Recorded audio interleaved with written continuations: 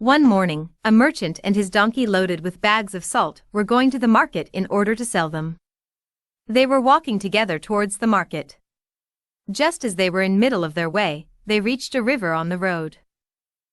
Suddenly the donkey fell into the river and got all wet. At that time donkey noticed that the load it was carrying became lighter.